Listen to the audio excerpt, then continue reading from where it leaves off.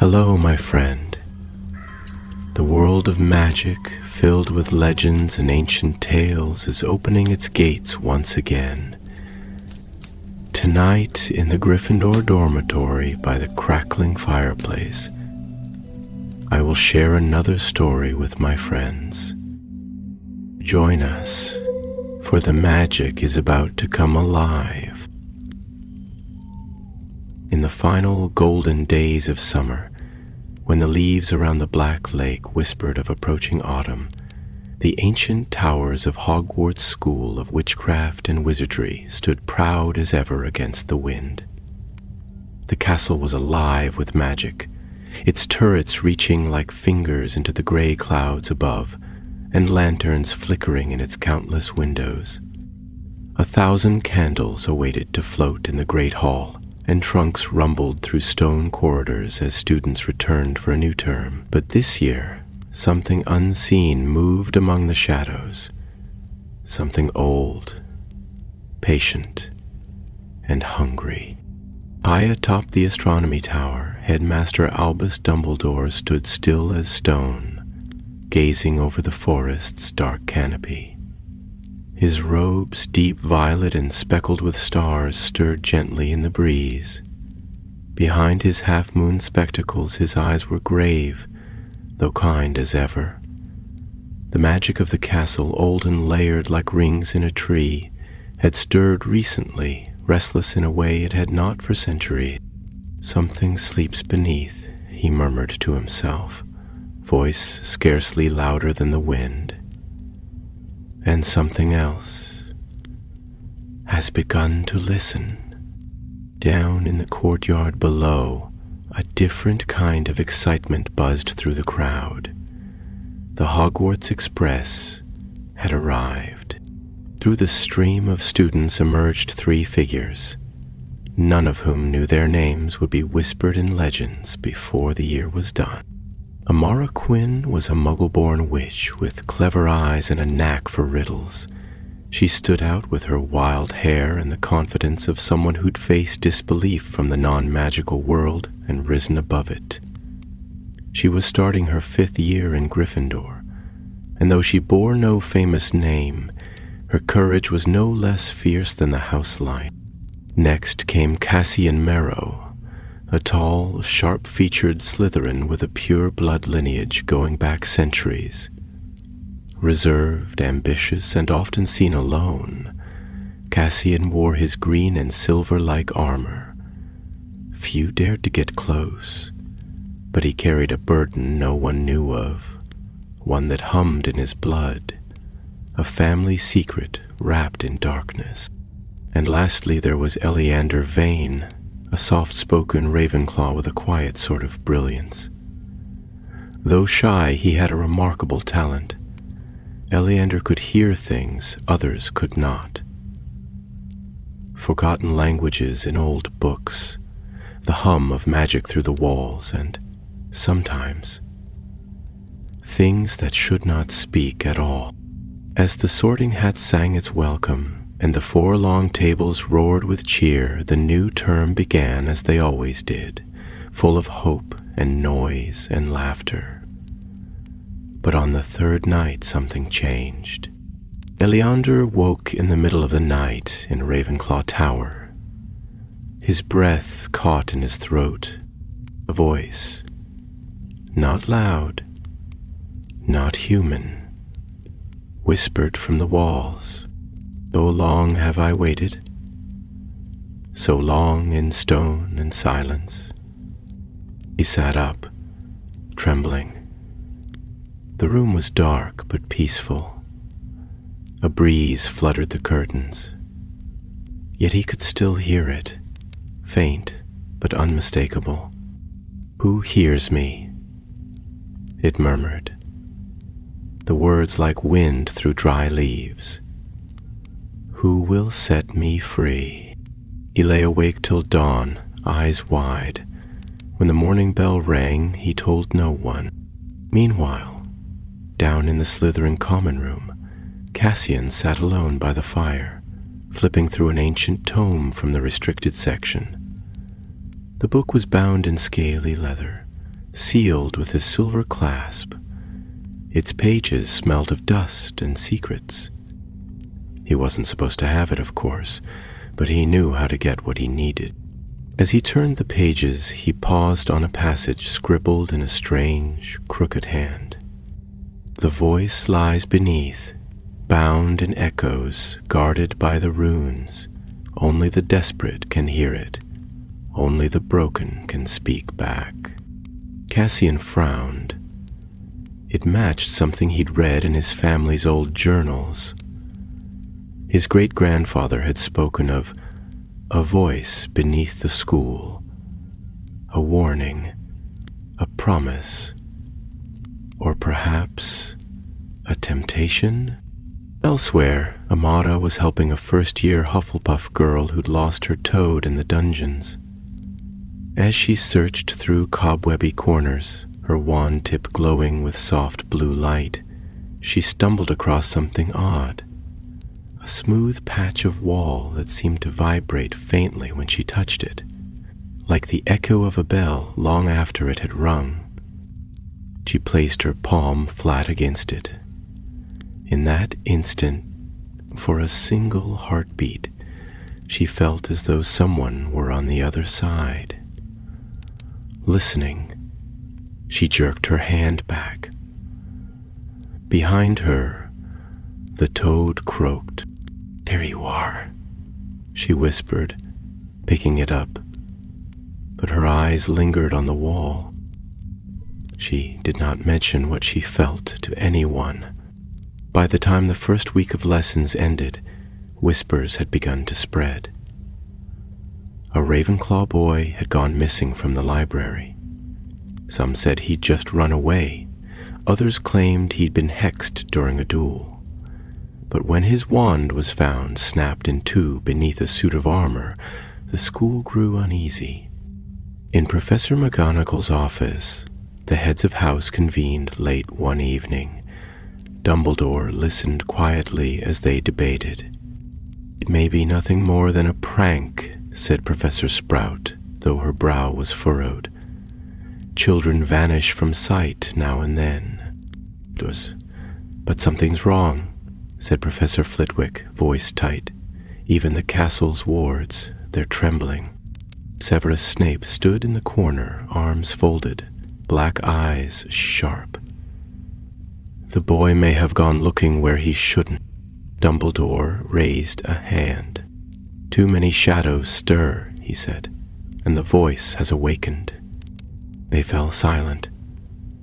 From his desk drawer, Dumbledore pulled a small stone amulet shaped like an ear.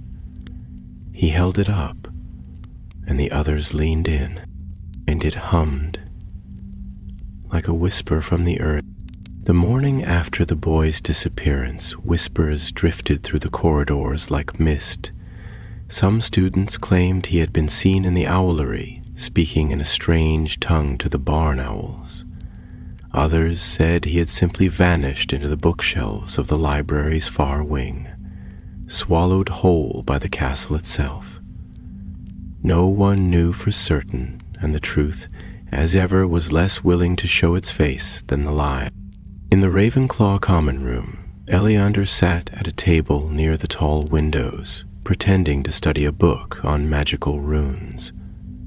His quill lay untouched, and his parchment was still blank, but his ears remained alert, listening not to his classmates, but to the castle. It had spoken again in the night. This time, it had called his name.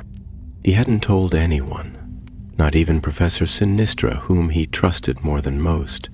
What would he say? That the stones whispered to him? That beneath his bed the cold voice of something ancient coiled into his dreams like smoke? The only person who might believe him was Amara Quinn.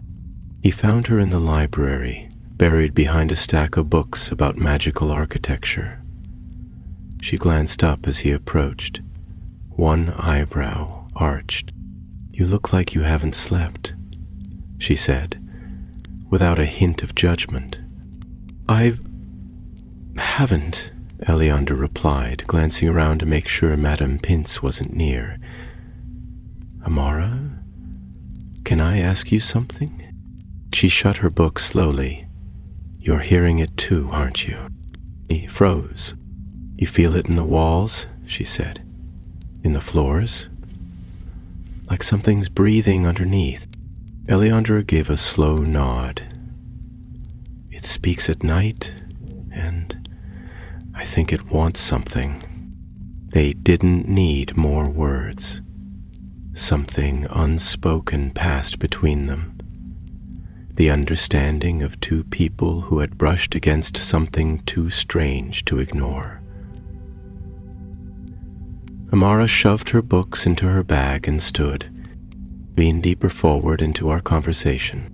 As they left the library, neither noticed the shadow that lingered between the shelves. Cassian Moreau, his green-trimmed robes barely stirring, had heard everything. He watched them go, expression unreadable.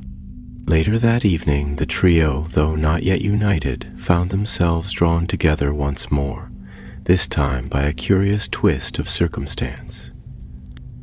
Professor Binns, the ghostly history of magic teacher, had been replaced for the evening by a visiting scholar from the Department of Magical Artifacts. A stern, hawk-nosed witch named Professor Winlow, she brought with her a collection of ancient relics for the class to study. One object in particular caught Amara's attention. A black stone, no larger than a snitch, etched with runes so old that even Professor Winlow could not identify them. This is believed to be a binding stone, the professor explained, used in the early days of Hogwarts' founding. Its purpose is unknown, but the magic within is still active. When the class ended, Amara lingered behind. Professor, she said carefully, have any other stones like this been found in the castle? Winlow frowned. No, most are destroyed, but according to legend, 4 such stones were buried beneath Hogwarts itself, placed there by the founders to imprison a force they could not destroy. Eleander, standing nearby, paled. He didn't know what the force was, but he had the distinct feeling it was no longer imprisoned. Later that night, the 3 of them found themselves crossing paths in an unused corridor on the 2nd floor. Eleander had gone looking for silence. Amara had followed a strange humming sound she'd heard through the walls. Cassian had been there already, inspecting a series of runes carved into the stone. They stared at each other, none speaking at first. It was Cassian who broke the silence. You're both hearing it, he said, more a statement than a question. Amara narrowed her eyes. How do you know? Because I hear it too, he said, and it wants something from us. Eleandra stepped forward, voice low. It called my name last night. It knows who we are. Cassian nodded once, his jaw tight. Then we need to decide, do we listen to it or stop it? They stood there in the dark corridor, the torches flickering above them. Beyond the wall, the low hum began again, so faint it could almost be imagined, but not quite. Over the following days, the trio formed an uneasy alliance. They kept their investigations quiet, careful to avoid the attention of professors or prefects. Amara used her knowledge of Hogwarts' secret passages to access areas long forgotten. Cassian, drawing from his family's forbidden lore, unearthed records and symbols that even the library's restricted section did not contain. Eleander, meanwhile, continued to listen. The voice had grown bolder. At night, he heard it speaking not just to him, but to others, students tossing in their sleep, whispers at the edge of dreams. Once, in the stairwell near the divination tower, he passed a Hufflepuff boy muttering in a language not heard in the world for over 1,000 years. The voice was spreading. One evening, while exploring a narrow staircase behind the tapestry of the dancing trolls, Amara discovered something strange. A hollow behind the wall, sealed by a circular stone engraved with a spiral of runes. "It's one of them," Cassian said. A binding stone. Eleander pressed his hand to it. "It's still active." But even as he spoke, the stone pulsed beneath his fingers, warm and cold all at once. A voice spoke, not in words, but in feelings, longing, rage, and a deep, insatiable hunger. Cassian stepped back. "We should leave it. We need to understand it," Amara countered. "If this thing is waking up, we have to find out what it is before it finds out how to escape." They returned night after night, studying the stone, translating the runes, mapping the strange patterns of magic that seemed to flow from it like invisible rivers. They discovered that there were 3 more such stones, located in places where the castle's magic grew thickest. Beneath the great hall, deep in the forbidden forest, and in a sealed chamber under the lake. Each of these stones had been set by one of the founders to seal away something that had nearly destroyed the school in its earliest days. "It wasn't a creature," Cassian murmured, one night as they studied a faded scroll in the Slytherin common room.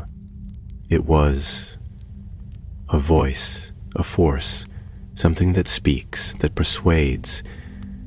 It doesn't kill, it convinces others to do it." "A parasite of the mind," said Amara. "Worse," said Eleander. "It doesn't just speak, it understands." Cassian leaned closer. "Then the question is, who let it out?"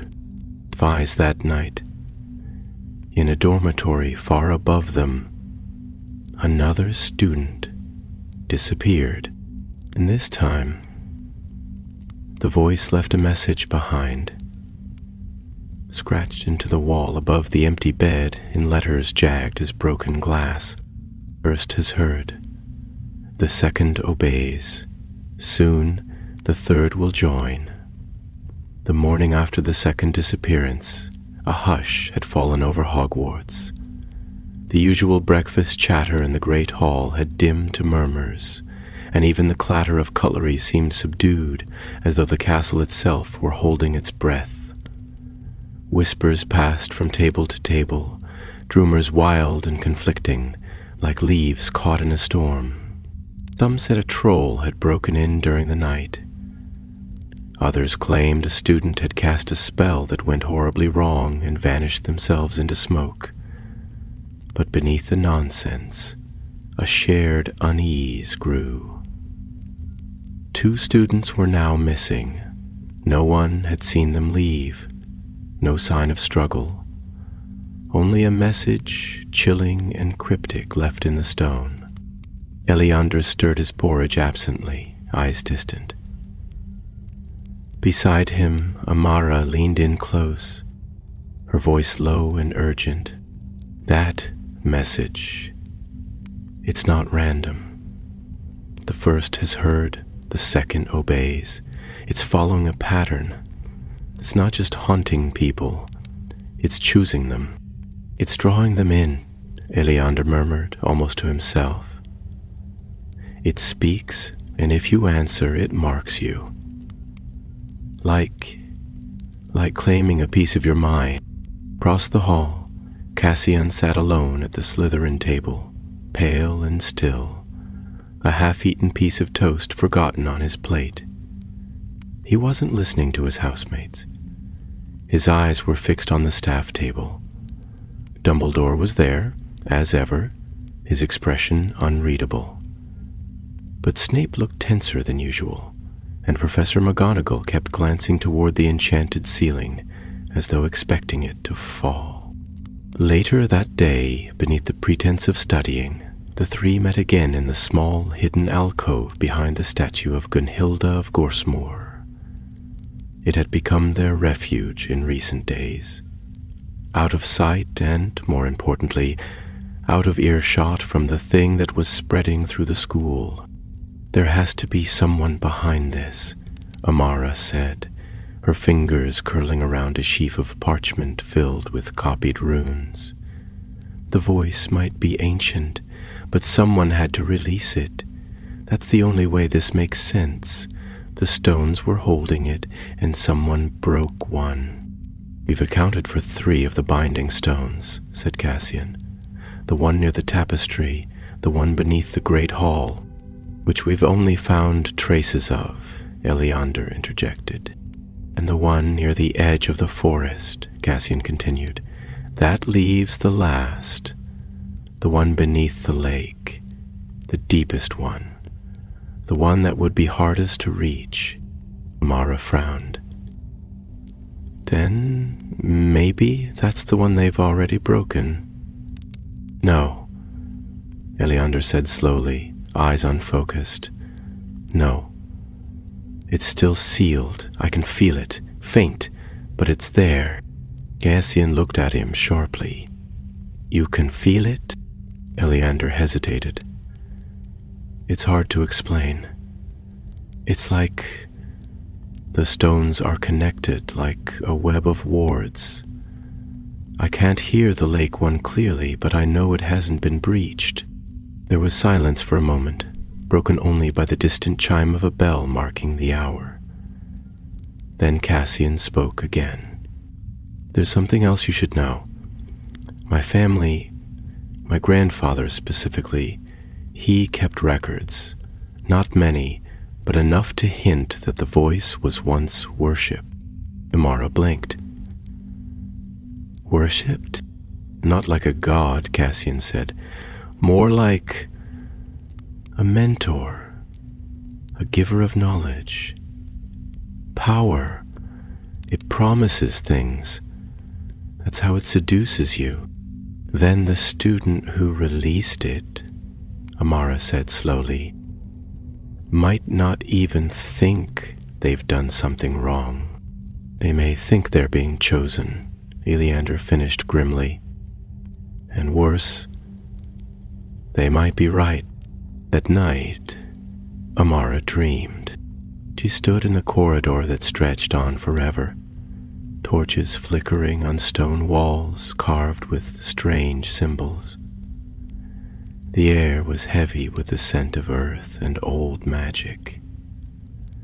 As she walked, the corridor narrowed and the light dimmed until she stood before a great stone door.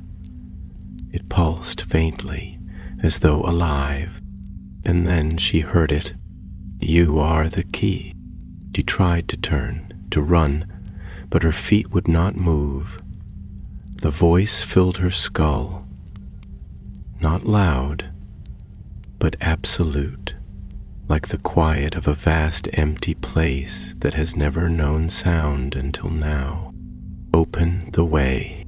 When she woke, her sheets were damp with sweat, and her wand had rolled beneath her pillow. It was humming softly. The next day the trio met again, but Amara said nothing of her dream. She wasn't sure why.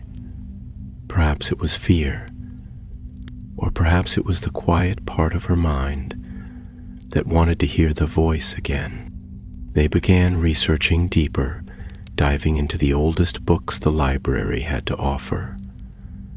They learned of a failed expansion to the castle long before the Chamber of Secrets had even been built, a forgotten wing sealed off after a series of magical accidents. It was rumored that Rowena Ravenclaw herself had placed a binding spell upon it. They wondered if one of the stones might lie there. As the trio plodded away to access the lost wing, a message arrived during supper. It floated in on a black-winged owl with no identifying mark and landed before Eleander. He opened it slowly, the parchment cold to the touch. Come to where knowledge was buried. Midnight, come alone, or the girl is next. Imara leaned over his shoulder, eyes narrowing. It knows. Cassian stood, expression darkening. It's trying to separate us. Then, we don't give it what it wants, Amara said, fire in her voice. We go together. That night, cloaked in disillusionment charms and silencing spells, they crept through the castle. The note had no specific location, but Eleander felt it pulling at him, a faint tug through the stones, a whisper beneath every step.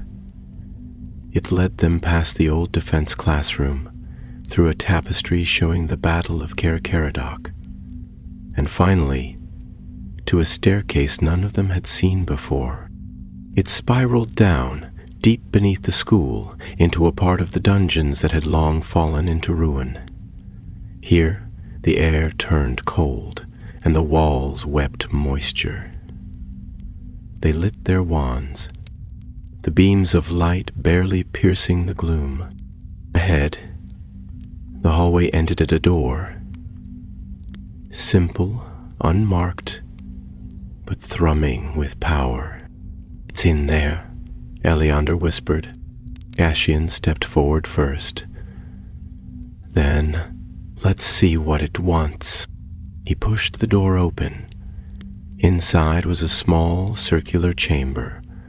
The walls were covered in runes, each one glowing faintly, and in the center stood a boy, barefoot, eyes wide, arms limp at his sides.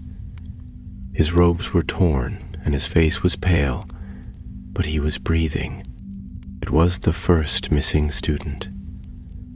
Eliana rushed forward, but as he did, the boy's head snapped up, and his mouth moved, but no sound came. Instead, the walls spoke. The first has returned, the second has chosen. The third still resists. Then the runes on the wall flared, and the chamber trembled. A force struck them like a wall of wind, and the door slammed shut behind them. The trap had been sprung.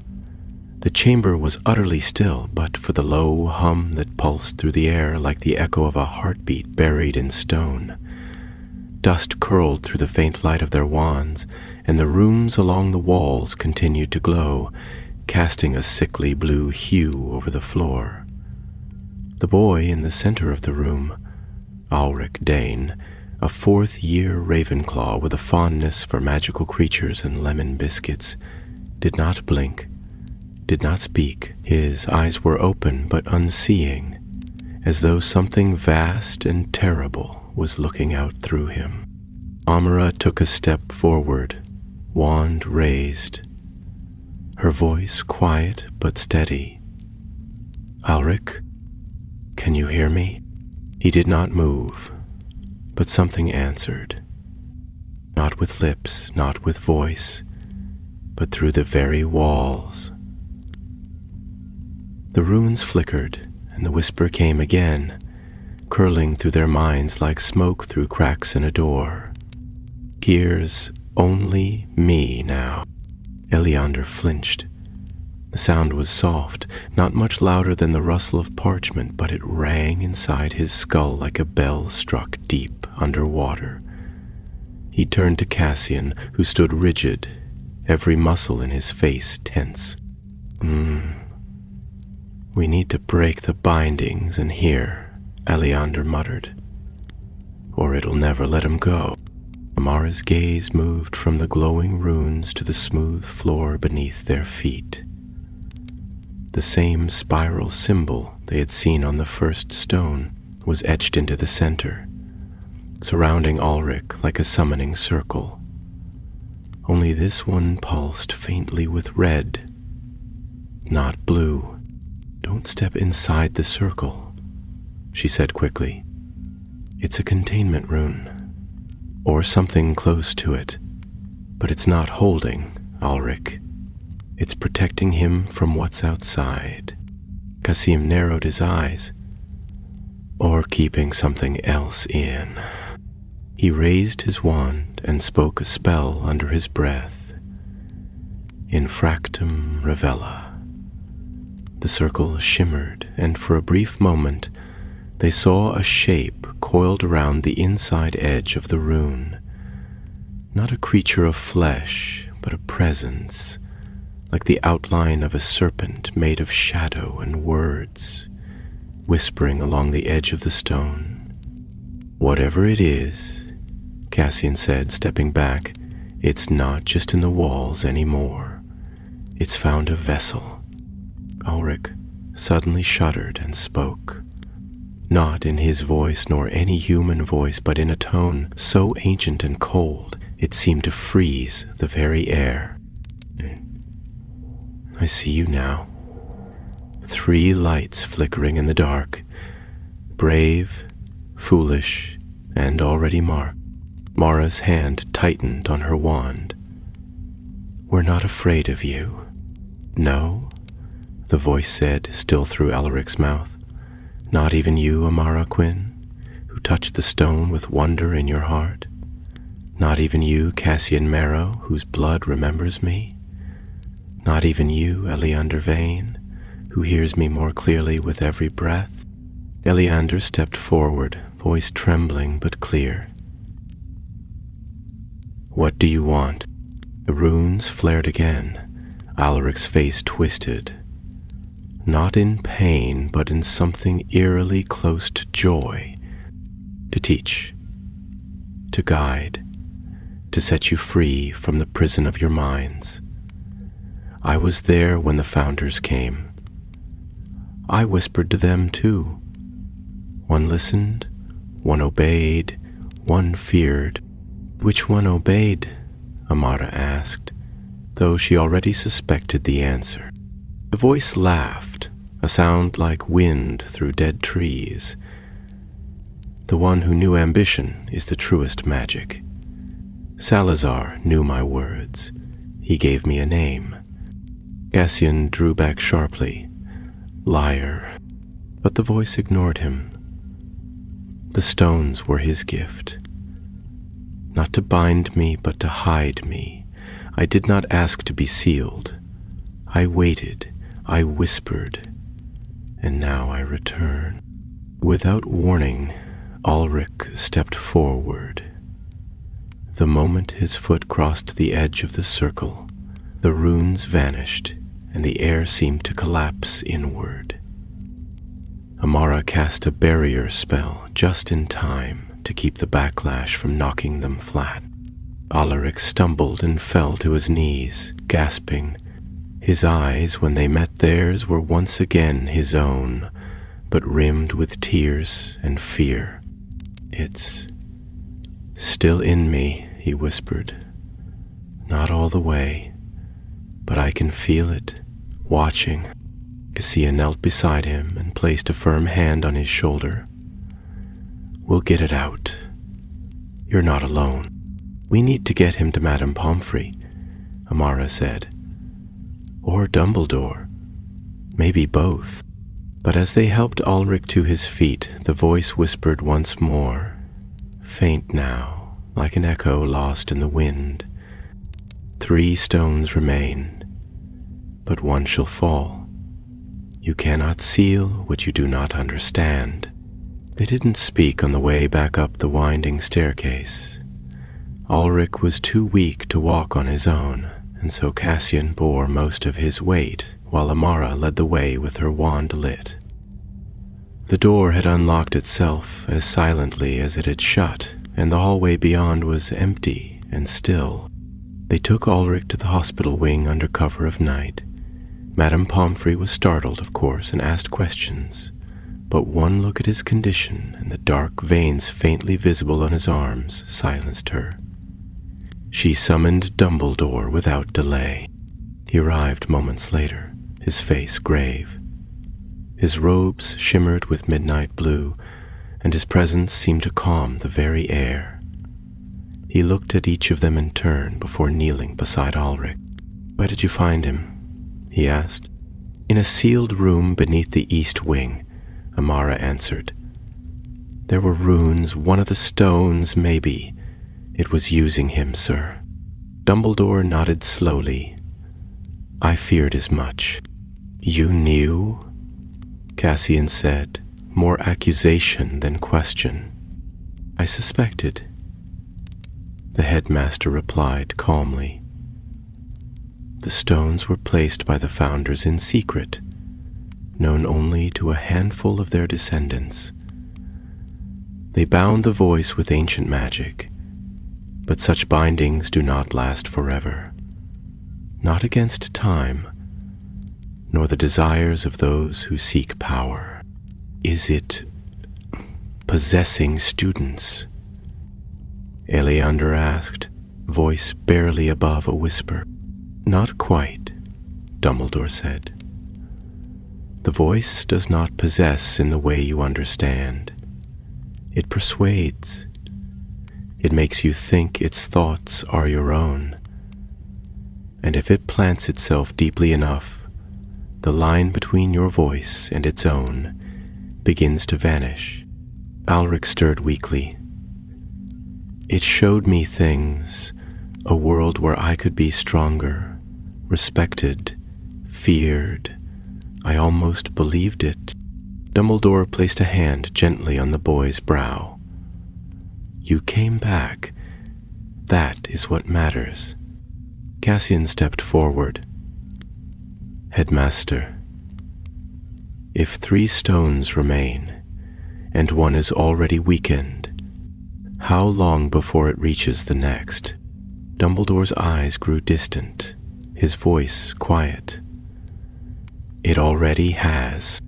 The following days passed in a haze of tension. The castle, though unchanged in appearance, no longer felt safe.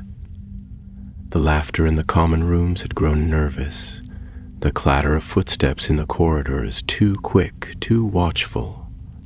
Even the portraits along the walls whispered among themselves, casting uneasy glances from frame to frame as students passed below. Beneath the routines of lessons and meals, the question lingered like an enchantment too subtle to name. What was the voice, truly, and how much longer until it no longer needed to whisper? Ulrich remained in the hospital wing, sleeping fitfully, his recovery slow. Madame Pomfrey could find no trace of curse or hex, no disease known to magic or muggle alike. His mind had been touched, not broken, and nothing short of time, and perhaps truth, could restore him. Dumbledore visited daily, never staying long, but always murmuring quietly by the boy's side, wand in hand and brow furrowed in silent thought. Meanwhile, the trio returned to their secret meetings behind Gunhilda's statue. Amara had charmed the alcove to block magical eavesdropping, and Cassian, with surprising precision, had drawn protective runes in the crevices of the stonework to ensure their safety. There they spoke in low voices, tracing the connections between runes and the stones, between the missing students and the ancient power that now stirred beneath the castle.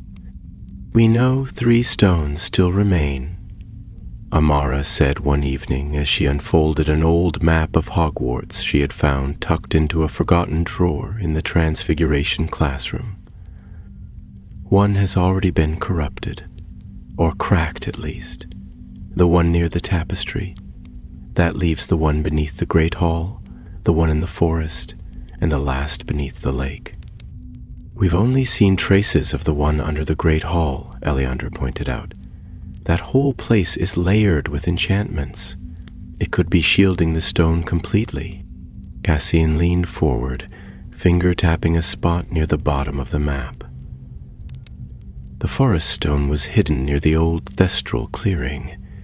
My grandfather mentioned it once in a journal. He said the magic there was thinned but pulsing, like something trapped in a glass bottle. "And the lake?" Amara asked. "Still sealed," Iliada replied, though his voice carried the shadow of doubt. "But I can feel it growing quieter, like the others are stealing its strength." They looked at one another, understanding passing unspoken between them. If one stone fell, the others would be weakened in turn, and once all four were unbound, if that happened, whatever the voice truly was would be free. That evening, Dumbledore summoned them to his office. They found him standing beside the pensieve, its silvery contents swirling with thoughts too old to name. On the desk lay an object none of them had seen before. A small orb of obsidian, no larger than a snitch, resting in a bed of golden thread. Runes etched along its surface pulsed faintly with blue light. "This," he said, gesturing to it, "is a stone eye, an artifact created during the early years of the school by Helga Hufflepuff herself. It can be used to track disturbances in magical energy, though its reach is limited. I've attuned it to the pattern of the stones." He lifted it carefully, and the runes glowed brighter. As the orb floated in the air between them, an image bloomed across its surface. 4 points of light, one dimmed, the others flickering faintly. "In Western Point," Dumbledore said, pointing. "That is the stone beneath the forest. Its name." Amara nodded. "Then we should go." Dumbledore's gaze swept over them, his expression unreadable. "You three have already gone further than any student should. This is not a burden I would place upon you." "You don't have to," said Eliander. "It's already placed itself. Anando kaikino kangarella sushi uilio. Kaikino, kaikino, kaikino, kaikino, kaya kaikino." We know the risk, but we also know the risk, but we also know the risk. The voice is trying to divide us. If it succeeds, it wins. Dumbledore studied them for a long moment, then gave a single nod. "Very well. But you will not go alone." They left that night under invisibility cloaks borrowed from the headmaster himself. Hagrid met them at the forest's edge, crossbow slung over one shoulder and a grim look on his broad face. He had been told little, only that something dangerous had awoken and that the forest, his home of many years, might now harbor a presence more ancient than any beast he'd met. "Stick close," he said gruffly as they entered the trees. "Stay on the path. Even the centaur's gone quiet lately. That's never a good sign." The Forbidden Forest, so named for reasons not merely poetic, had always been a place of shadows and silence, but that night it seemed darker than ever. The moon above was little more than a sliver, and even the creatures that usually rustled in the underbrush seemed to have fled or fallen still. Branches clawed at their cloaks like fingers. The only sound was the crunch of leaves beneath their boots and the occasional snap of a twig far off among the trees. After nearly an hour of walking, they came upon the clearing. It is empty, or rather, it should have been. Once a place where thestrals gathered under the moonlight, it now held only stillness. No grass grew within the circle, only bare earth. And at the center rose a stone pedestal covered in moss. The spiral runes were unmistakable. "This is it," Cassian murmured. Amara stepped forward cautiously. The pedestal's hollow. There's something inside it. Eleander knelt, his fingers brushing the base. There's a crack running through the middle. It's been tampered with.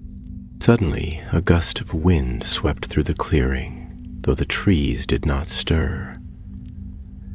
The runes on the pedestal began to glow, and then the voice came again. The second stone shivers. The cage weakens. The door is opening. Hagrid raised his crossbow. Whatever's talkin', it'd best show itself. But nothing emerged from the trees. The earth began to tremble, and the pedestal cracked down the middle. A tendril of shadow, thin as mist but dark as pitch, slithered out and curled toward them. Eleandra stood, wand at the ready. Don't let it touch you. Amara raised her wand and shouted, Lumos Maxima. A brilliant flare of light burst from her wand tip, and the shadow shrieked. A terrible hissing sound that rattled the air like dry bones in a storm. The tendril recoiled, curling back toward the stone. Cassian muttered a spell under his breath.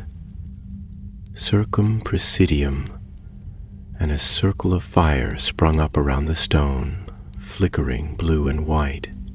The runes flared once more, and then flickered out.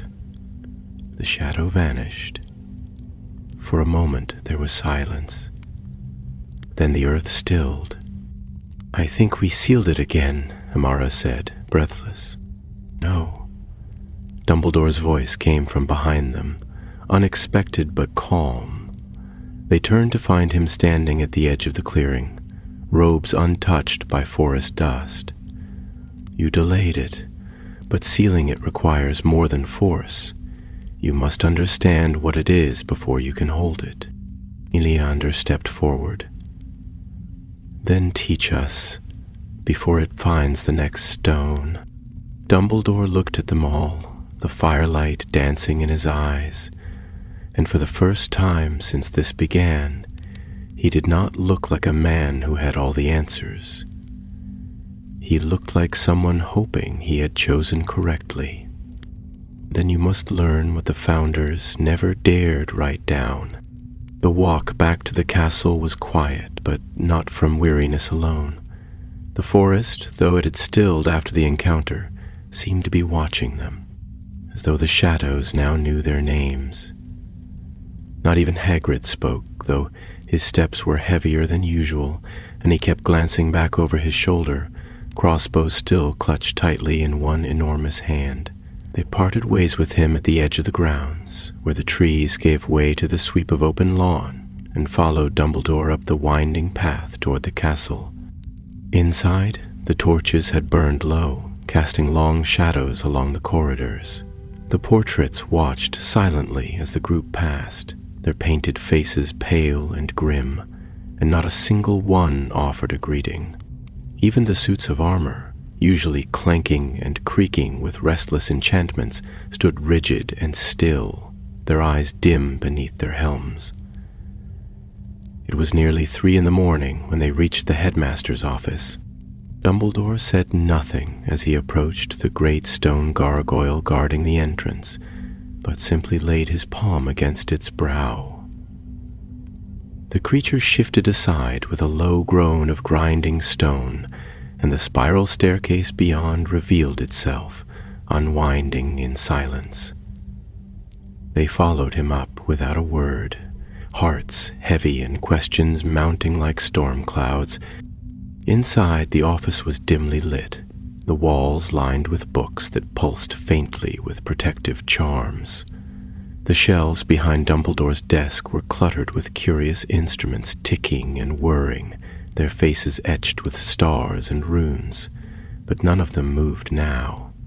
The phoenix, Fawkes, sat perched in the shadows, his feathers dull, as if reflecting the solemn mood. He turned his head slowly as the students entered, his black eyes thoughtful but unreadable. Dumbledore gestured for them to sit. "What I am about to show you," he said as he turned toward the tall cabinet behind his desk, "is known to few who have ever walked these halls. Not because it is forbidden, but because it was forgotten. And not by accident." He withdrew from the cabinet a narrow, leather-bound volume, no larger than a diary. The cover bore no title, only a symbol. The spiral rune they had seen etched on the stones. He set the book upon the desk, and as he opened it, the air in the room shifted. A faint wind stirred the edges of their robes, though the windows were shut. This is the Codex of Silence, written by Rowena Ravenclaw in the last years of her life. It was never meant for publication. It was hidden for a reason, sealed in the highest tower of her family's estate, and left untouched for nearly 1,000 years.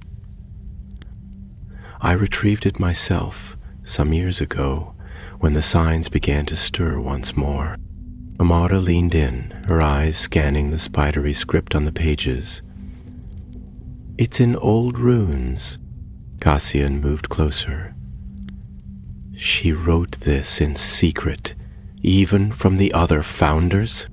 Dumbledore nodded. Rowena was the first to hear the voice. She never spoke of it aloud, but she feared its return more than anything else. She believed Salazar, knowingly or not, had made a pact with it. She never proved it. But she placed her part of the binding stone beneath the castle herself and used a series of encoded spells to keep it hidden. Eleander frowned, his voice low. "Why didn't she destroy it?" Dumbledore's eyes darkened.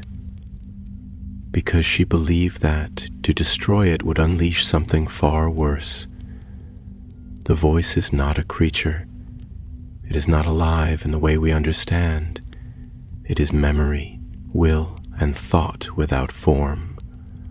An ancient residue of dark intent, left behind from the earliest days of magic. Perhaps older than that still." Amara swallowed hard. "Older than the founders? Older than Hogwarts? Older even than written spells? In the Codex, Rowena called it Velcrux, the forgotten tongue. Not because it was erased, but because it erases. Minds that it touches change. They stop remembering what was real and what was whispered. That is why she feared it." Cassian's brow furrowed. "But if it's sealed in 4 parts, how did it speak to us? Because something or someone called to it," Dumbledore answered. "A mind open enough to listen and vulnerable enough to let it in." Eleander looked up, his voice almost a whisper. "So it's not breaking free by force, it's being invited out." "Yes," said Dumbledore. "And with each invitation the bindings weaken." For a long moment, no one spoke. The wind from the book had stilled, and the room felt oppressively still. Then Amara turned another page. The ink here was darker, the letters hastily written, as though Ravenclaw had been writing by candlelight in great haste. "She mentions a trial," Amara said slowly. "Something she left behind, a chamber where truth defends itself and lies are made bare." "What is that?" Dumbledore looked at the page for a long while. When he spoke, his voice was quiet, almost reverent. "It is said that Rowena created one final defense. A chamber sealed with enchantment so complex that only those untouched by the voice may enter it. If it still exists, it may be the only place where Velcrux nature can be fully revealed. "Where is it?" asked Cassian, already rising. "No one knows," Dumbledore said. "Its location was lost after her death, and no headmaster since has ever found it. It may not even be within the castle walls. But if it still stands, it holds the final key to understanding the voice." Eliandre stood as well, his fists clenched. "Then we find it before another student disappears." Dumbledore's eyes lingered on him. "That is not a task lightly undertaken. The voice will try to stop you. You will be led astray. You may begin to doubt yourselves and each other. But if we do nothing," said Amara, "then it wins anyway." The headmaster closed the book, the room once again falling into silence. Fawkes let out a single low note, a sound not mournful, but resolute, like the call of a watchman from the ramparts of a besieged castle. "Then begin," Dumbledore said, "and may your minds remain your own." That night, as the castle slumbered, the trio met again, their wands alight, poring over old maps and journals by candlelight in the hidden alcove. They would search for Rowena's chamber, no matter how long it took. But already, deep below the castle, a new crack formed in the third stone, and the whisper returned, this time clearer, bolder, almost eager. "The third begins to listen." The next morning dawned gray and heavy with rain. It fell in sheets against the castle windows, trailing rivulets across the stone and muffling the sounds of students hurrying to class beneath cloaks and umbrellas. Thunder rumbled far away, a low growl that seemed to echo from somewhere deep within the earth rather than the sky. In the corridors, torches burned more dimly than usual, and the air felt charged, as though magic itself had grown restless. Amara, Cassian, and Eliander moved through the day-like shadows, slipping from lesson to lesson with minds half elsewhere. Even in the familiar comfort of the Transfiguration classroom or the high towers of astronomy, their thoughts were fixed upon a single mystery, Rowena Ravenclaw's hidden chamber. They had agreed to meet after supper in their usual place behind Gunhilda's statue, though none of them needed the reminder. Whatever else the coming days held, they knew time was no longer their ally. By the time the sky had darkened into a deep, stormy blue, and the great hall was beginning to clear, the three of them had gathered once more. Amara had managed to acquire a stack of scrolls from Professor Vector's office, charts of the castle's magical structure, created centuries ago by arithmancers attempting to measure the flow of enchantment through the stone. She spread them carefully on the floor of the alcove, smoothing the old parchment with her wand. "These lines here," she said, pointing to a dense weave of marks beneath the western wing of the castle, "are magical fault lines, paths where spells accumulate over time. If Ravenclaw built a chamber that responds to truth, it would need to be rooted in stable enchantment. But look at this. This line leads directly beneath the old bell tower." Cassian peered closer, his eyes scanning the overlapping sigils. "No one uses the bell tower anymore. It was closed off after the collapse in 34. Which means no one would notice if something was hidden there," Eliander added. "And it's not far from the Ravenclaw common room. That can't be a coincidence."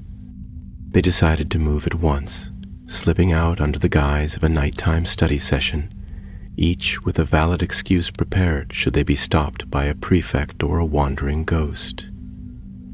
The castle by night had always held an air of mystery, but now it felt heavier, the long corridors darker, and the portraits more watchful.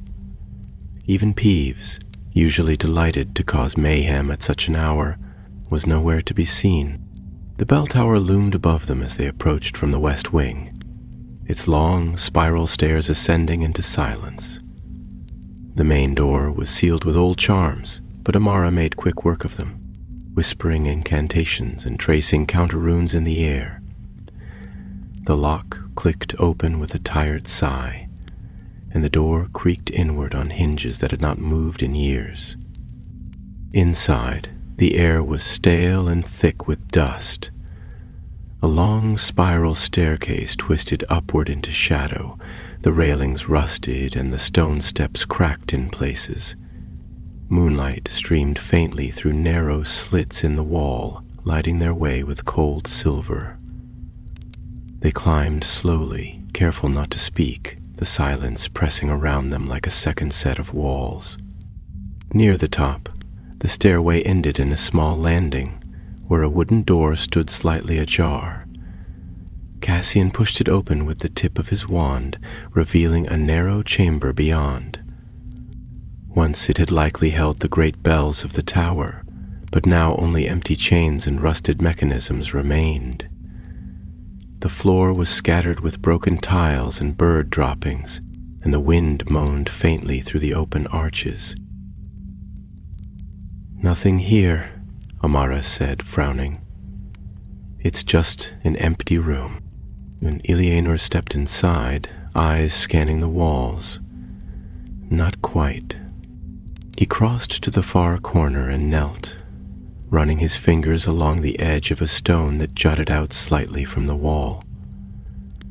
There was a symbol carved into it, so faint it was nearly invisible. A spiral rune, identical to those on the stones. Cassian joined him at once, examining the mark. "It's a keyhole," he said. "But not for a key you carry. This needs a spell, something old." Amara pulled a small leather-bound book from her cloak, a collection of Ravenclaw's fragments, copied and annotated from the Codex. She flipped through it quickly, stopping at a page near the center. She wrote of a phrase, a charm woven from her own mind, a spell of revealing, built from honesty. "Here," she read aloud in a clear voice, each syllable strange and lilting. "Veritas integra revela." The moment the words left her mouth, the spiral rune glowed blue. The stone slid back with a grinding noise, revealing a narrow passageway beyond, descending into the darkness below the tower.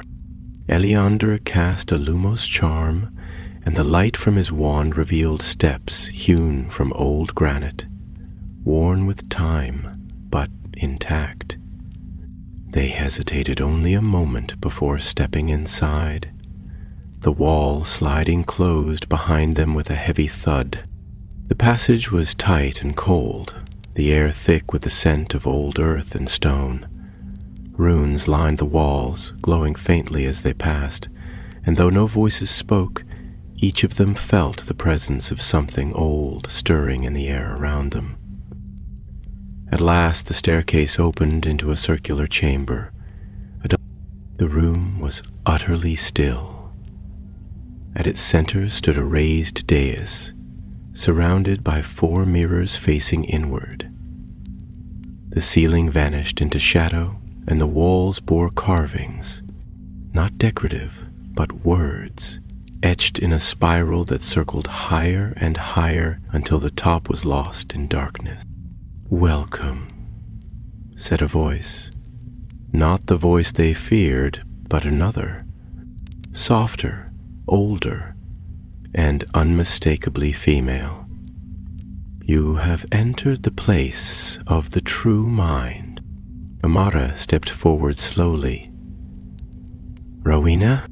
"A shade of her," the voice replied. a memory bound to protect the truth. Speak and be judged. Only those who carry no falsehood in their hearts may pass the trial. Cassian looked at the mirrors warily. What kind of trial? The kind that reveals you. The voice said, Stand before the mirrors. Speak nothing but truth, or be turned away. One by one, they stepped forward. Amara approached the first mirror, her reflection shimmering faintly. She saw herself, not as she was, but as she feared to be. Alone, powerless, forgotten. The mirror shimmered, and the words formed at its base. Do you fear failure more than injustice? Yes, she said, quietly but honestly. The mirror flared white, then faded, and she stepped aside. Cassian faced the second. His reflection showed a boy cloaked in darkness, wand raised, his eyes cold. The inscription beneath the mirror read, Do you believe power is worth the price of solitude? He hesitated only a second. No, he said, not anymore. Light flared, and the second mirror darkened. Eleander came last. His reflection showed him in chains, eyes blank, mouth open in silent scream. The mirror's inscription was simple. Will you trust your voice if you no longer know it is your own? He closed his eyes. Yes, he said. The chamber fell silent. Then the walls began to shift. The mirrors sank into the floor, and a stone door slid open at the far end of the room. Beyond it lay darkness, thick and complete. But now at last they had found the path. And far below, the voice stirred. They stood at the threshold for a long moment. The dark beyond the stone door so complete that even the light from their wands seemed swallowed by it. A cold breath wafted from the passage, not the chill of wind or winter, but a deeper, older cold, the sort that lingered in tombs and forgotten places, where time itself had long ceased to stir. The stone beneath their feet bore no dust, no moss, no mark of life. It was as though the space ahead had been sealed not just from sight, but from the world altogether. Amara raised her wand, muttering a soft incantation to brighten the tip. The light bloomed like a pale star, but still the shadows retreated only reluctantly. She glanced at the others, her expression set. We've come this far. If this is truly Roweno's final defense, then whatever we find in there, it's meant to show us something. Eleander nodded, his voice low. If we're right, this place holds the knowledge we need to stop the voice. Cassian said nothing, but stepped forward first, crossing the threshold with steady steps. The others followed, and the door behind them closed with a sound like falling stone, muffled and final. The corridor beyond was narrow, the walls smooth and curved, as though carved by magic rather than tool. No runes marked the stone, no torches flickered on the walls. The silence pressed against them as they walked, not empty, but listening. After a short distance, the corridor widened into another chamber, this one shaped like a half-dome. The ceiling arched high above, vanishing into shadow, and the floor was inscribed with a vast spiral etched in silver and gold. At its center stood a basin, low, wide, and filled with a substance that shimmered like both liquid and smoke. It swirled of its own accord, never still, its surface unbroken despite the constant motion. A Pensiev, Amara breathed. but not like any I've seen. This is no ordinary memory well, Cassian said, approaching it cautiously. This isn't just a record, it's a key. Eleander looked up at the far wall. Inscribed there, in letters as old as the stone itself, were words in both Latin and runes. He read them aloud slowly, the syllables unfamiliar but powerful. Only those who seek knowledge without desire shall be shown the truth untainted.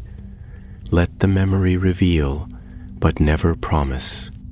As the last word echoed through the chamber, the liquid in the basin stilled, then glowed with a soft blue light. Without waiting, Amara leaned forward and touched the surface. In an instant, the chamber vanished. They stood now in a memory, but it was not like those drawn from a wizard's mind in the ordinary way. This vision was vast, ancient, and carried not the colors of sight, but the weight of feeling. They were no longer themselves, but presences borne on a wind of thought, drawn through time as if drifting upon magic itself. They beheld 4 figures in a great empty hall: Rowena, Helga, Godric, and Salazar. Younger than in any painting or tale, they stood together at the foundation of Hogwarts, the air around them thick with spells newly cast and dreams freshly spoken. But even in that moment of triumph, a shadow curled at the edge of the vision. Salazar stood apart, his face unreadable, his wand held low at his side. Rowena turned to him, her voice sharp even in memory. "You have drawn from something that does not belong in this world. It offered knowledge," Salazar replied, his tone calm but distant. "Not power, not darkness, knowledge." "At the price of your mind," said Helga, her eyes filled with sorrow. "You think the voice is your servant, but it is your master." Godric stepped between them, his expression a storm barely held in check. "We will not build a school upon lies, Salazar. We seal it, we bind it, and we speak no more of this." Salazar did not argue, but he turned, and as he walked away, the shadow followed him. The memory shifted. Now they stood at 4 corners of the land that would become Hogwarts, each placing their part of the Great Seal. Rowena's was deepest beneath the lake, woven with spells of silence and reflection. Helga's was hidden in the roots of the forest, guarded by creatures old as the hills. Godric's lay beneath the very stone of the great hall, lit with wards of courage and flame. And Salazar's, his stone was buried beneath whispers in a place known only to him. And yet even as they sealed the voice away, a piece remained, hidden in the cracks between thoughts, where no magic could reach. The memory faded, the chamber returned. Amara staggered back from the basin, her hands still tingling. Eleander and Cassian looked just as shaken, their eyes wide, breath short. None of them spoke at first. Then Amara found her voice. They didn't destroy it, because they couldn't. It wasn't a creature. It wasn't even magic, not really. "It was a thought," Eleander said slowly, "a thought that made other thoughts twist around it." Cassian straightened, his voice sharp. "That's why it survived. That's why it can't be killed. It doesn't exist in flesh or spell. It exists in belief." Amara turned back to the basin. "The voice has always been there, waiting for minds that would listen." "And someone did," said Eleander, the weight of the truth settling over him like stone. "A student, maybe more than one. They heard it, And they believed it. Cassian stepped forward, jaw clenched. Which means the fourth stone is in danger, the one beneath the lake. If it falls, then the voice will have no more chains, said Amara.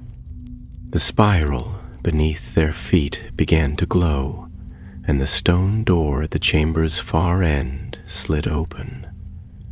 They passed through it without speaking, finding themselves once again in the winding corridor that led back to the bell tower.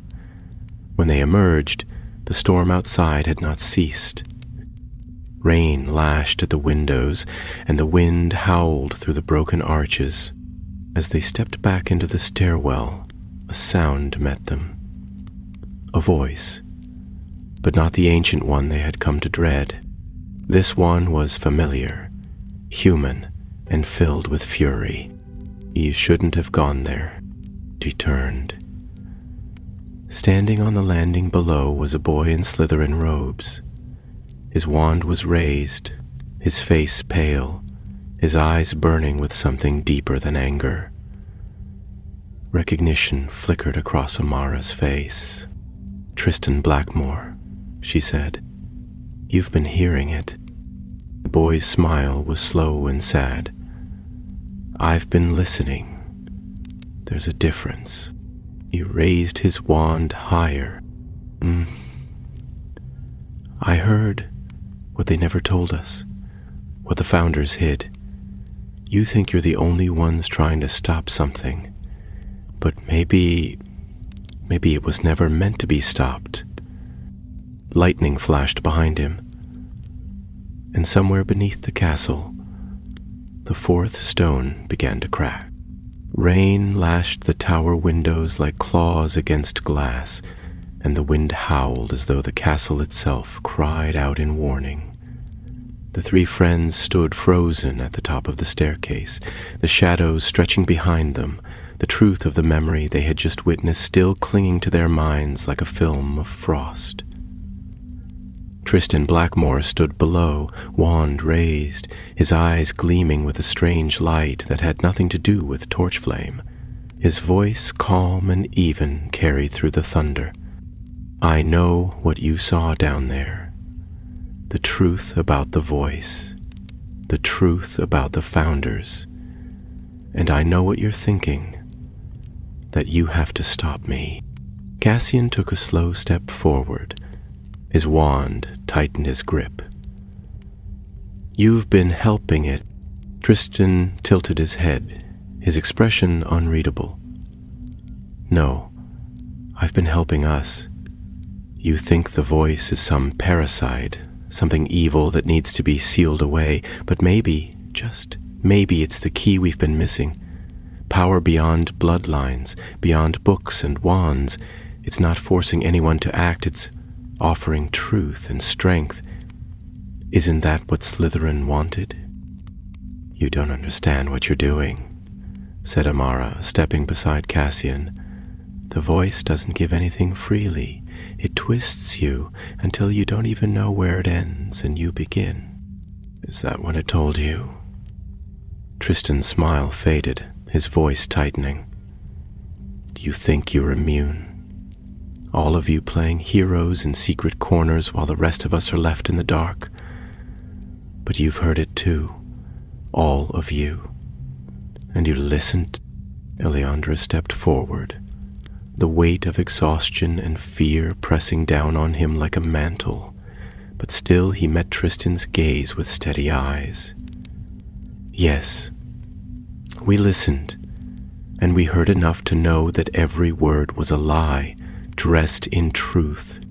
For a moment no one moved. The storm outside raged on, and somewhere, far below, a faint tremor ran through the floor beneath their feet.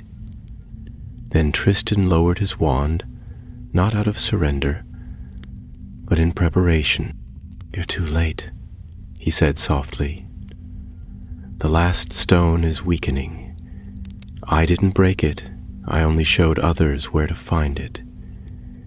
You'd be surprised how many were ready to listen." He turned and vanished down the stairwell in a swirl of dark robes before they could stop him. Cassian cursed and moved to follow, but Amara grabbed his arm. "He's leading us away. If we chase him now, we'll lose what matters most." "The lake," Eleander said, already turning. "He's telling the truth. It's happening now." They ran. Through the winding corridors, past startled ghosts and flickering torches, down staircases and hidden passages that only students with years of careful exploration would know. The castle seemed to resist them at every turn. Doors that had always opened easily now groaned in protest. Staircases shifted with maddening slowness, and even the portraits along the walls looked on with haunted expressions, whispering among themselves in languages long dead. When they reached the base of the astronomy tower, they did not pause. The path to the Black Lake lay through the courtyard and across the grounds, and though the storm had grown fiercer, they pushed through the driving rain with grim determination. Thunder cracked above as they crossed the lawn, their cloaks plastered to their backs, hair soaked, wands alight as they ran along the winding path to the boathouse. The water lay black and heaving, the surface disturbed not only by rain but by something beneath. Waves lapped against the stone shore with a strange rhythm, too regular to be natural, like the breath of something vast and hidden. They reached the boathouse and threw open the doors, where Professor Flitwick stood waiting, wand raised, his tiny form tense with urgency. "You felt it too," said Eleander, out of breath. Flitwick nodded grimly. "The wards around the lake have begun to fail. Headmaster Dumbledore sent word that something ancient has stirred. I have summoned the others, but they may not arrive in time." "Where's the stone?" Amara asked. "The last one." "Is it under the lake?" "Yes," said Flitwick. "Beneath the original foundations of the school. A vault carved into the lake bed long before the castle rose. It was sealed by Rowena and guarded by spells of silence and reflection. No voice, no spell, no creature was meant to breach it, but someone found a way," Cassian muttered. "They must have," Flitwick agreed. "And now we must do the same, or it will be lost." He led them to a boat moored in the shadows beneath the boathouse, a vessel far older than the ones used for first-year arrivals. It gleamed with enchantment, its sides marked by runes and charms unfamiliar even to Cassian. Flitwick raised his wand and whispered a spell, and the boat slid from its mooring and into the water with scarcely a ripple. They boarded in silence, the rain falling in steady sheets around them. The boat glided across the lake with uncanny speed, the water parting ahead of them in a perfect line. Beneath the surface, flashes of light pulsed now and then, strange, flickering glows that danced just out of sight, as though something stirred in the deep. As they neared the center of the lake, the boat came to a stop, hovering above a point where the water turned perfectly still. Flitwick raised both hands, and the runes along the side of the vessel lit with blue flame.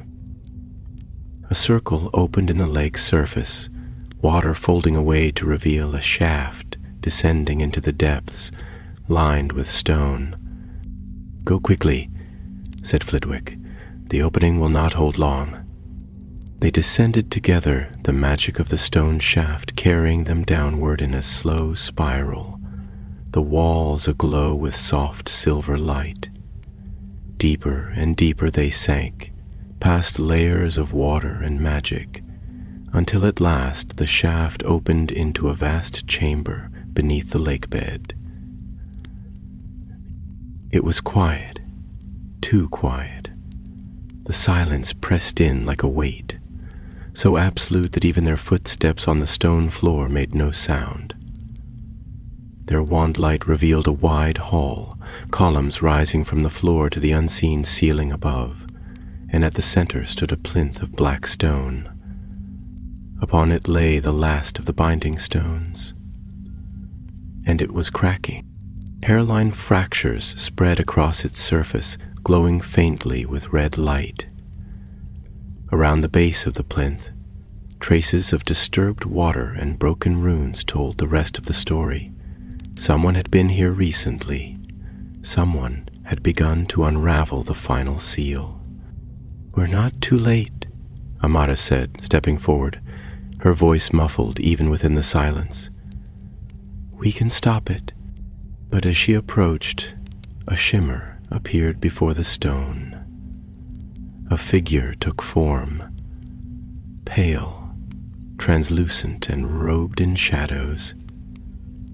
It bore no face, only a mask of smooth white bone, and its voice, when it came, was not spoken aloud, but planted directly into their thoughts. "Do truth, but truth alone cannot save you. This seal is the last lie, and it will break."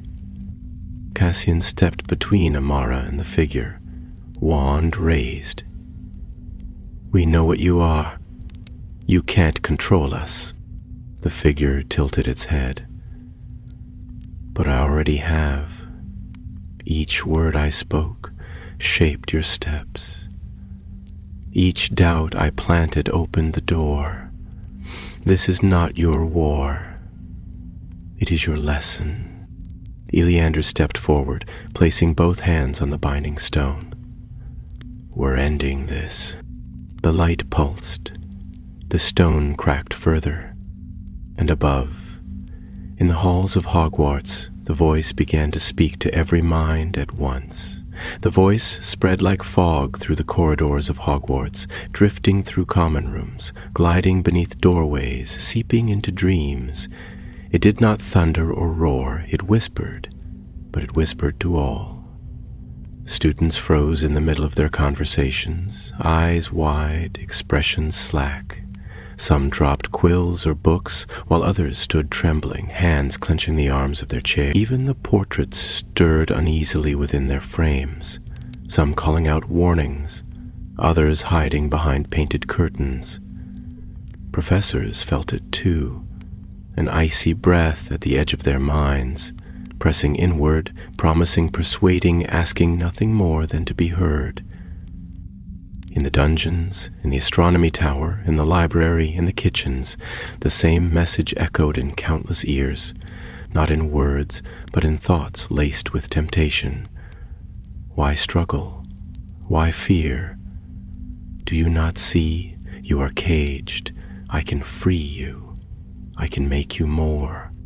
But not all minds yielded. Some recoiled, resisting the voice's honeyed poison. In the Gryffindor common room, a sixth-year girl collapsed to her knees, hands pressed over her ears, weeping. In the library, Madame Pince drew runes of protection in the air, her lips moving in a chant lost to most. Professor McGonagall stormed down the Transfiguration corridor, robes billowing, her wand ablaze with ancient light. Yet the voice passed through charms and walls like smoke through keyholes. It was not a curse, it was an idea, sharp, swift, and dangerous. And beneath the lake, in the silent chamber of the last binding stone, Amara, Cassian, and Eleander faced it directly. The masked figure stood still, watching them without eyes. The runes along the walls flared one by one, dimming as they did, as if the magic that had held for centuries was finally loosening its grip.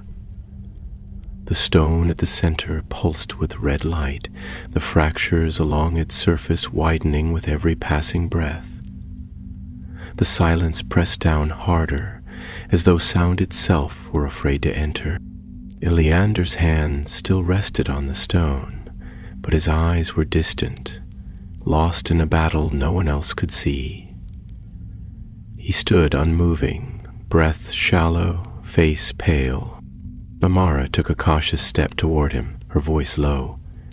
Eleander, you need to let go. It's speaking through the stone.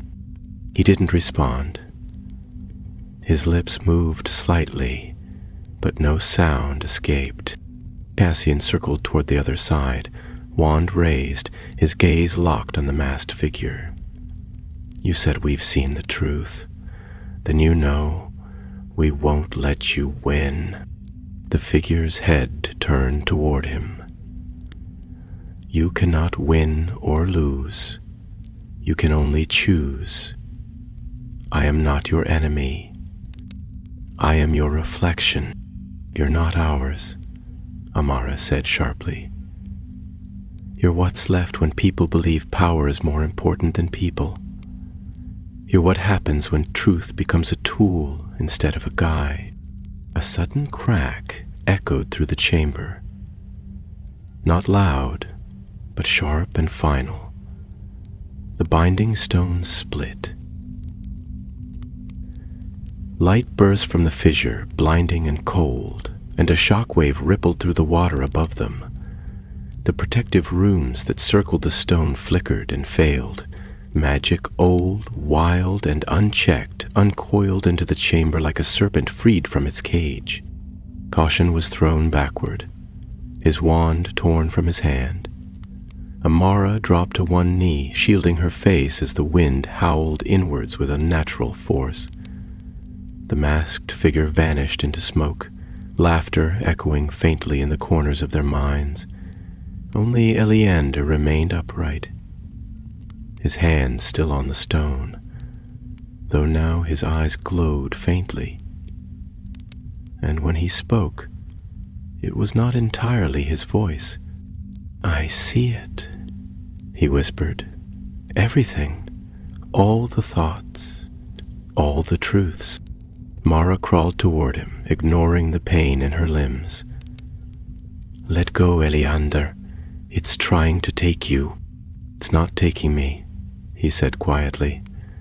It's showing me, not just what it wants, but what it fears. Cassian, regaining his footing, limped to his side. Then use that. Whatever it's giving you, twist it back. Eleander closed his eyes, and the chamber began to change. The light dimmed, the wind stilled, and the chaotic pulses of magic slowed. The cracked binding stone shimmered, not with red light now, but silver. She wasn't trying to trap it, Eleander murmured. Rowena, she wasn't trying to destroy it. She was trying to teach it. Amara's brow furrowed. What are you talking about? She believed even this could be understood, he said. That something so ancient, so wrong, could still be reasoned with. The last stone isn't a prison. It's a mirror. Cassian stared at the shimmering surface. Then what do we do? Stare it down and hope it blinks? We speak to it, Eleander said. The moment the words left his mouth, the chamber darkened, the air thickened, and then they were no longer standing in the vault beneath the lake, but in a vast, endless space where time had no place and magic had no anchor. All around them was silence, and then the voice came, not whispering now, not hiding, but speaking in full. You came where others fled. You saw what others denied. Why? Eleander stepped forward, the silver light of the broken stone still glowing at his core. Because we wanted to understand. You seek to bind me, yet you do not fear me. I do, Eleander said, but fear isn't the same as surrender. Then what do you offer? Mara joined him. What you were promised, a place in memory, not as a tyrant, not as a whisper in the dark, but as something we learn from. The voice was silent for a long moment. Then it spoke again, softer. They feared me. Your kind still does. You shut your minds.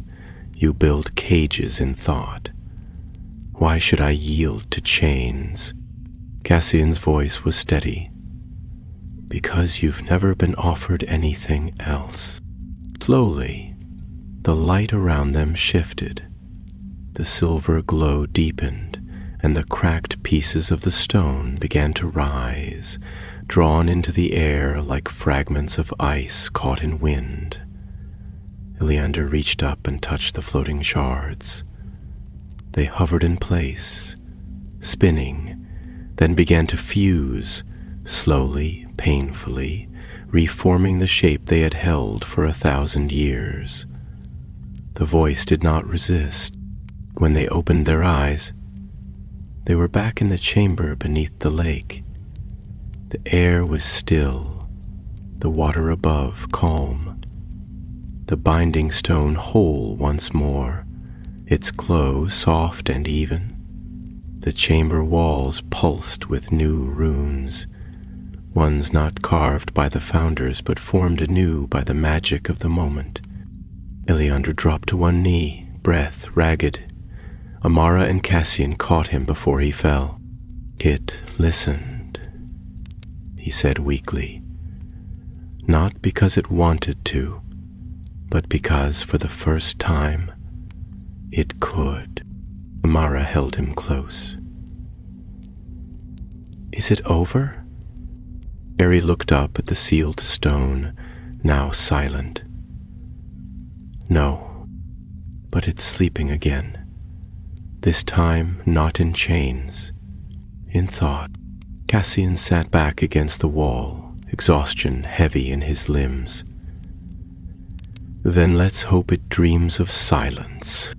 Above them the lake rippled gently, disturbed only by rain, and in the castle the whispers ceased. The return to the castle felt both shorter and longer than it ought to have been. The lake, now calm once more, reflected the gray sky above like polished stone. The storm had passed, though the clouds still lingered, and a cold breeze moved across the water, carrying with it the faint scent of moss and something older, deeper, an aftertaste of ancient magic that would not easily fade. The boat, guided once more by the runes etched into its hull, glided silently across the surface, bearing the 3 students and Professor Flitwick back toward the boathouse. None of them spoke, not because there was nothing to say, but because words for the moment could not bear the weight of what had passed. Eleander sat with his eyes closed, his breathing steady but shallow, his skin pale with exhaustion. Amara had wrapped her cloak around his shoulders and sat beside him, her wand in one hand and her other resting lightly on his arm, as if to anchor him to the world. Cassian sat opposite, watching the ripples in the water, his brow furrowed and jaw tight. In his eyes was a look not only of concern, but of thought, a mind that had seen something it could not forget, and which now turned inward, measuring and reckoning the cost. When they reached the shore, Professor Flitwick helped them from the boat without question. He said nothing, but his small hand lingered on Eleandra's shoulder a moment longer than necessary, a silent gesture of understanding. Then he led them across the grounds and back through the castle gates, where the torches now burned again, and the stone beneath their feet felt warm with familiar magic. But as they passed through the entrance hall, it became clear that the silence they had left behind had not yet settled within the school. The air was charged with unrest. Students huddled in clusters, speaking in hushed tones, their eyes darting toward the staircases and shadows as though expecting something unseen to leap forth. Professors moved with urgency along the corridors, their faces drawn and tight-lipped. Something had happened while the trio had been beneath the lake. something more than whispers and fear. It was McGonagall who met them first, her robes drenched and her hair damp with rain, as if she had only just returned from outside. Her sharp eyes swept over them, pausing a beat longer on Eleander before she spoke in her usual crisp tone. Though her voice trembled faintly at the edges, "The headmaster requests you in his office." Immediately. They did not ask questions. With Flitwick at their side, they ascended the marble staircase and made their way through the corridors, the whispers of students parting like waves before them. They passed the statue of the One-Eyed Witch, the Hall of Portraits, many of which looked away as they approached, and finally stood once more before the stone gargoyle that guarded the headmaster's tower. At McGonagall's word, it stepped aside without complaint. When they entered the circular office, they found Dumbledore standing by the tall window, his hands folded behind his back, the firelight from the hearth casting flickering shadows across the walls. Fawkes sat quietly upon his perch, his feathers dull but his eyes watchful. The instruments along the shelves ticked softly again, their rhythms slow and deliberate, as though even they were recovering from strain. "Come in," Dumbledore said without turning. "Please, sit." They did so. Quietly, the heavy chairs creaking under the weight of damp cloaks and weariness. Eleander said nothing, his eyes fixed on the hearth, but Amara sat forward, the need for answers burning in her chest. "We stopped it," she said. "The stone is whole again. It's sealed." "I know," Dumbledore replied gently, turning to face them. His expression was grave, but not without warmth. "I felt it the moment the stone was restored. The balance shifted. The castle exhaled." Cassian frowned. "Then why is everyone still acting like the sky is falling?" "Because," Dumbledore said slowly, "while you were beneath the lake, something else happened. Something I believe was meant to distract us, or to weaken the final seal further." He walked to his desk and picked up a folded parchment, which he handed to Professor Flitwick, who read it silently, his brow darkening with each line. Then he passed it to McGonagall. When she had read it, she closed her eyes briefly and let out a long breath. "There was an attempt," Dumbledore said, "to break into the headmaster's archives. A group of students, 5 in total, were found in the corridor outside, unconscious, each of them marked by the same spell we saw in Ulrich's case. But one of them was not found, Tristan Blackmore." Cassian stood at once. "He's still in the castle." "We believe so," Dumbledore replied, "but the voice has gone silent again. We do not know if it left him behind or if he chose to follow it further." Amara's voice was quiet. He believed it could make things better. He thought it was truth. "Truth," Dumbledore said softly, "is a powerful tool. It can be shaped, bent, used like a wand or a blade. The voice is not wrong in all things. That is its danger.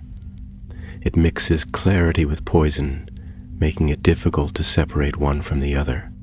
Eleander stirred then, his voice hoarse but steady. "It's not gone. It's waiting. The stones will hold, but only if we remember why they were needed. Only if the castle remembers." Dumbledore regarded him carefully. "And what do you believe must be done now?" "We have to tell them," Eleander said. "Everyone, not just the staff, the students. The truth can't be a secret anymore. That's how the voice got in, through silence." There was a pause, long and heavy. Then Dumbledore nodded. "So be it." The next day, a notice was posted in every common room and corridor. That evening, instead of house meetings or quiet study, every student and professor gathered in the great hall.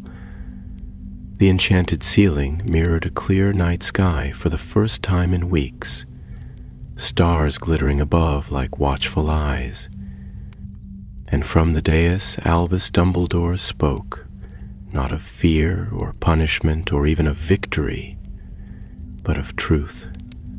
He told the story of the stones, of the voice that had slept beneath the school since its founding, and of the students who had been brave enough not to destroy it, but to face it.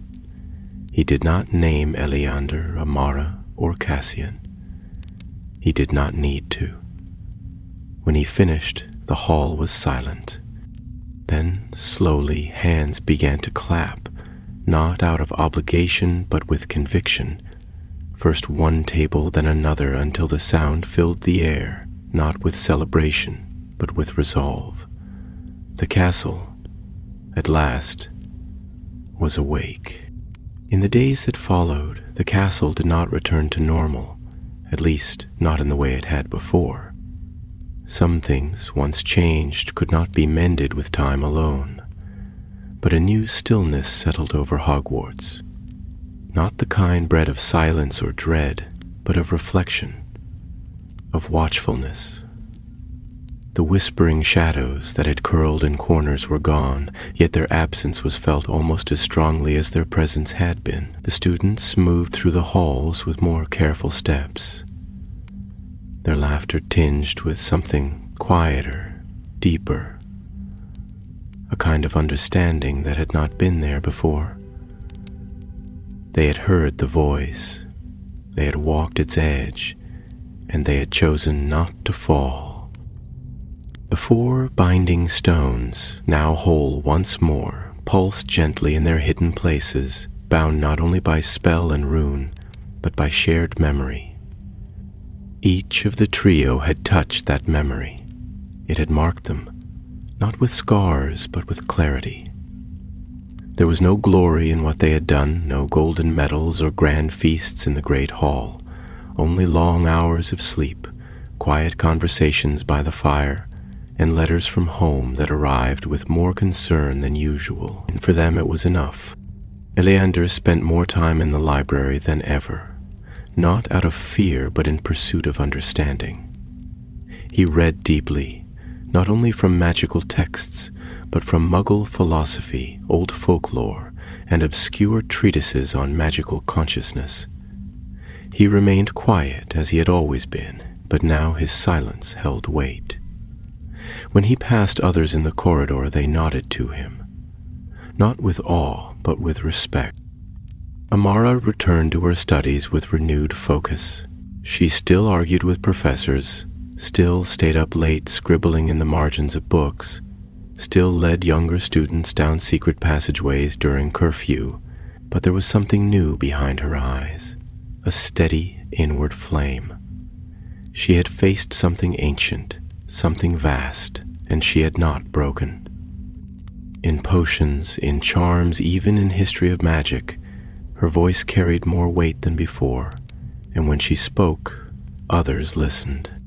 Cassian, ever the loner, remained distant to most, but those who watched closely saw the change in him too. He no longer moved through the halls as though braced for attack, no longer wore his family name like armor. He still walked alone, but now he walked with purpose. In class he spoke more freely. In the common room he listened more closely. Once he had believed he needed to prove himself to the shadow of a legacy. Now he knew that strength came from what he chose to protect, not what he inherited. Tristan Blackmore was never found. Despite search spells, enchanted maps, and even the efforts of the Auror office, no trace of him remained. His dormitory had been emptied, his wand left abandoned beneath his bed. Some whispered that he had escaped into the forbidden forest. Others claimed he had gone deeper, into the stone, into the voice, into something that had no name. but Eleander believed otherwise. The voice, when it had spoken through the boy, had been testing the school, pushing, learning.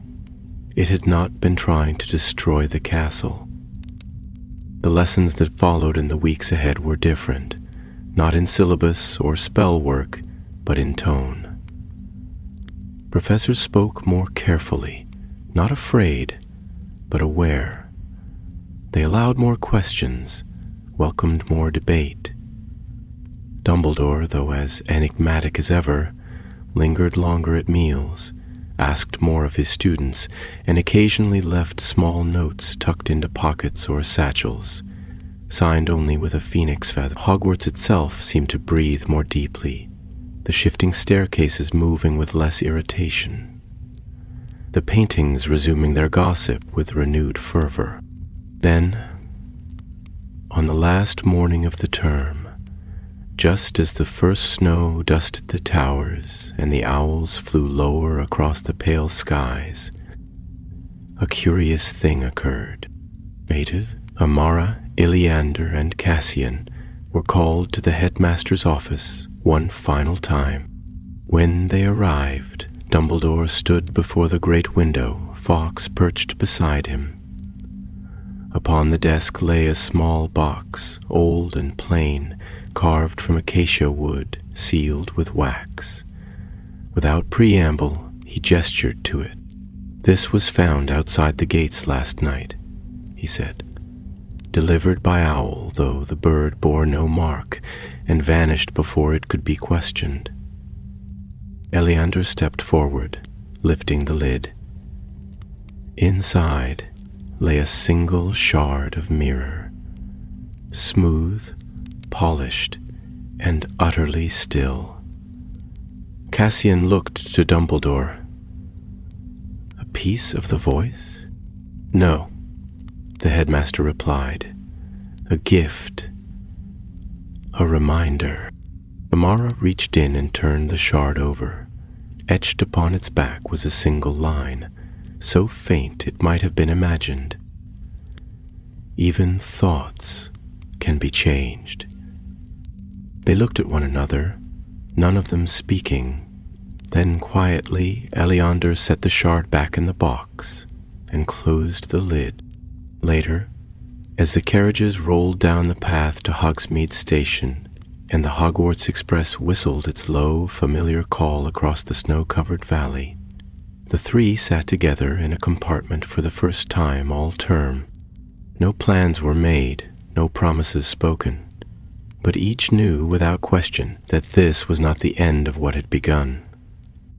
Somewhere beneath the castle, beyond stone and shadow, the voice waited, not in hatred, not in silence, but in thought. Not every darkness must be fought. Some must be understood, some must be remembered, and Hogwarts, as ever, remembered.